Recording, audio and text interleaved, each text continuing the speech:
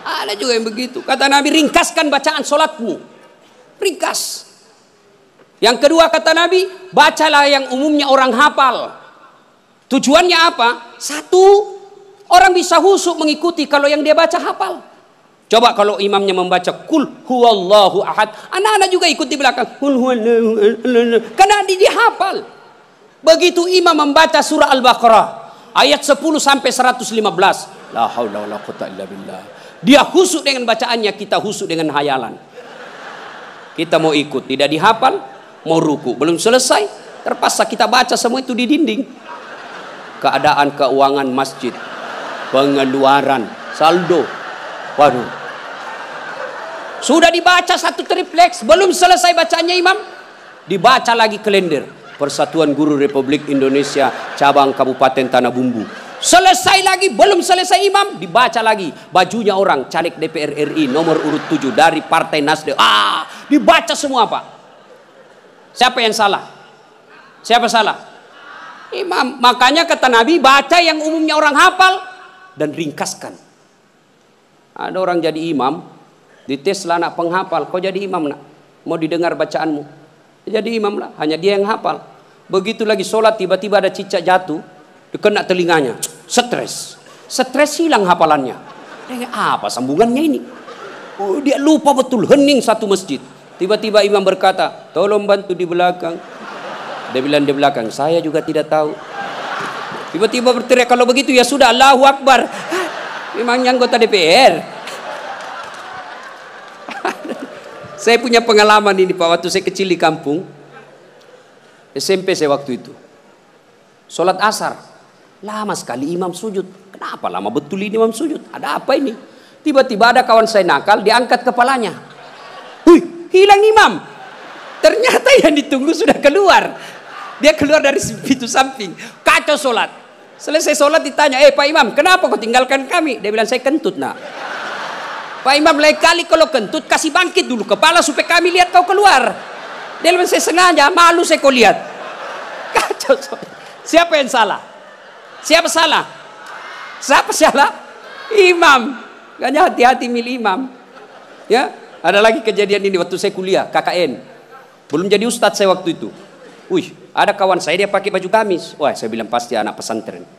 Jadilah imam dia. Saya di belakang dua anak fakultas sastra. Begitu dia baca Al-Fatihah masih aman. Dia baca Al-Kafirun dalam hatiku, cari penyakit ini orang ini. Bener, dia baca enggak mau sampai. Wala antum abiduna ma a'bud wala ana abidu ma abattum wala antum abiduna ma a'bud. Dipanggil kita satu-satu. Bayangkan, dari Adam sampai kiamat. Kumpul berapa triliun manusia. Dipanggillah kita satu-satu. Siapa dulu yang dipanggil? Nenek kita yang duluan mati? Tidak. Kakek kita yang duluan wafat? Tidak. Leluhur kita yang duluan wafat? Tidak. Lalu siapa dulu yang dipanggil? Nama-nama Islam dulu. Abdurrahman, Abdul Jabbar, Siti Fatimah, Aisyah, Mutmainnah, Das'at Latif. Itu dulu dipanggil. Cuncung. Di belakang kok bos. Dipanggil juga tapi mondri kok bos. Maka jangan berkata apa arti sebuah nama. Nama itu penting. Begitu pentingnya sebuah nama sehingga Nabi jelaskan ada 3 kewajiban orang tua kepada anaknya. 1 diantaranya memberi nama yang baik. Kenapa? Karena di akhirat digunakan ini nama. Nama-nama Islam dulu. Tony, Johnny, Rudy, Ningsi, Nining. Dipanggil juga tapi di belakang bos. Habib Syekh, di depan.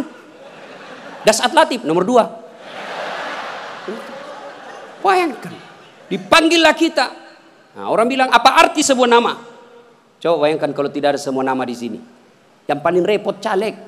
Pilih saya siapa? Anu siapa? Anu. Coba kalau ada, coba sebut nama. Orang sebut nama minimal 2 saya bisa tahu.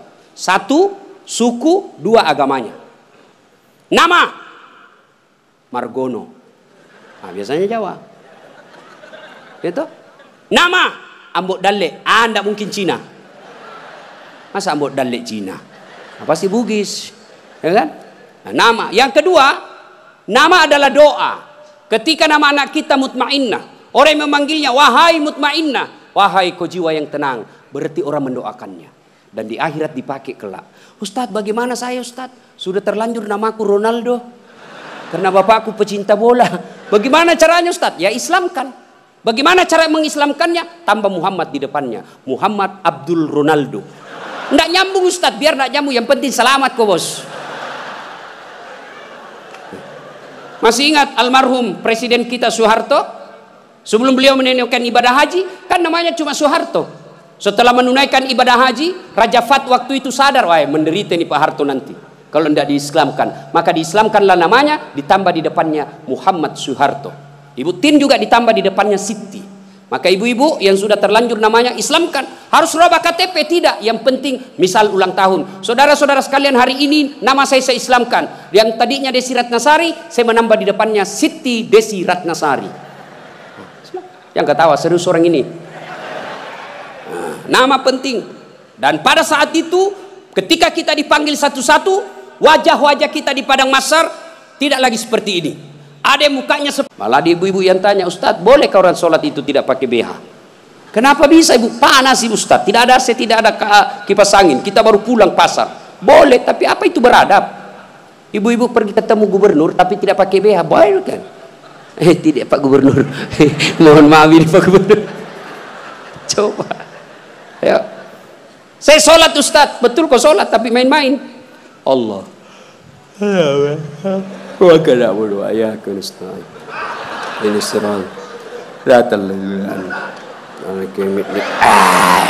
siapa ngajar sholat begitu bos? Ada juga orang sholat kayak ditiup angin. Ada lebih parah. Allah siapa ajar ke sholat pakai keju-keju?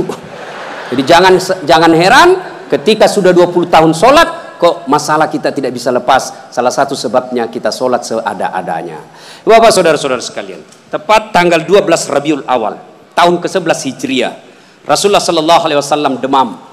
Lalu Allah perintahkan kepada malaikat Jibril, Jibril kau turun, panggil 3 malaikat, 2 malaikat, Israil, Israfil, Mikail, kau turun 4 malaikat. Sampaikan kepada Muhammad, Allah perintahkan saya menjemputmu dengan catatan tanya dulu. Kalau dia sudah mau cabut nyawanya, kalau belum tunda sampai mau. Turun malaikat. Langit pertama, langit ke-7 masih berempat. Jibril, Mikail, Israil, Israfil. Langit ke-6 sampai ke-2 masih berempat. Di langit pertama Jibril berkata, malaikat pencabut nyawa saya tidak bertugas. Kau saja yang turun, jemput Nabi Muhammad. Tapi kata malaikat pencabut nyawa, tapi selama ini kamu yang ketemu, kamu kan chase-nya. Kamu sahabat